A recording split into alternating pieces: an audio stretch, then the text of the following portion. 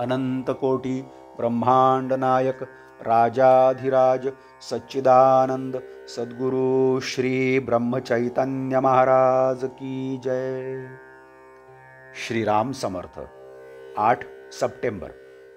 थोडेच वाचावे पण त्याचे मनन व आचरण करावे। माया म्हणजे काय? तर जे परमात्म्याशिवाय असते ती माया, जे दिसते आणि नासते ती सर्व माया।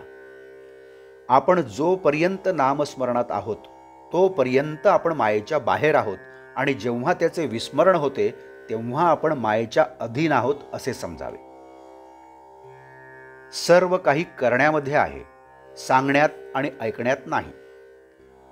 निर्गुणाचे कितीही वर्णन केले तरी निर्गुण रूप समजायचे नाही, म्हणून सगुण रूपच आपण पाहावे आणि त्याचेच पूजन करावे।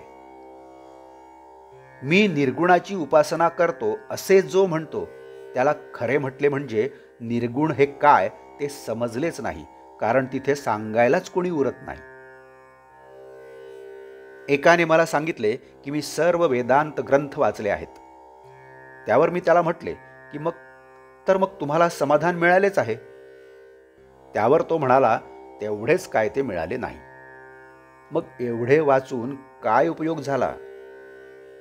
आपल्याला त्या वेदांताला घेऊन मग काय करायचे आहे? आपण आपली भोळी भाबडी भक्तीच करावी। देवाला अनन्य शरण जाऊन त्याचे नामस्मरण करीत जावे म्हणजे सर्व काही मिळते। जो जेवायला बसतो तो माझे पोट भरावे असे कधी शब्दांनी म्हणतो का? पण जेवण झाले की आपोआपच पोट भरते। आपण ग्रंथामध्ये जे वाचतो ते जर आचरणामध्ये आणले नाही तर त्या वाचनाचा उपयोग काय? म्हणून आपण फारसे वाचनाच्या वगैरे नादी लागू नये, कारण त्याने खरे साधन बाजूलाच राहते आणि त्या वाचनाचाच अभिमान वाटू लागतो। म्हणून थोडेच वाचावे आणि त्याचे मनन करावे। शरीराच्या अगदी लहान भागाला लागले तरी सबंध देहाला वेदना होतात, त्याप्रमाणे दिवसाची एक घटका जरी आपण भगवंताच्या स्मरणात घालवली तर सबंध दिवस त्यामध्ये जाईल, आणि दिवसांचेच महिने, महिन्यांचेच वर्ष आणि वर्षांचेच आपले आयुष्य बनलेले असते।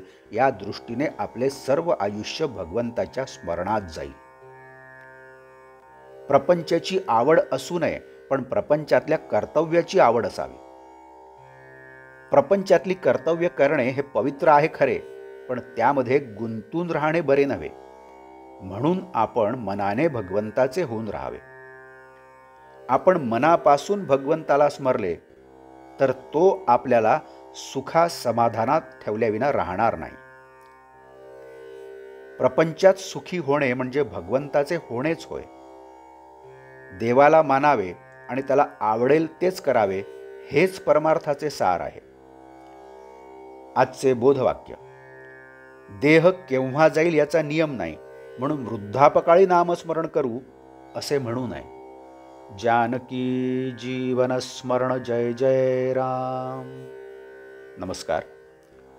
आपण या चॅनलला नवीन असाल तर कृपया सबस्क्राईब करा। आपण या चॅनलला अजूनही सबस्क्राईब केलं नसेल तर आपण सुद्धा सबस्क्राईब करा। या चॅनलला लाईक करा, शेअर करा, कमेंट्स द्या। बेल आयकन दाबायला मात्र विसरू नका। धन्यवाद।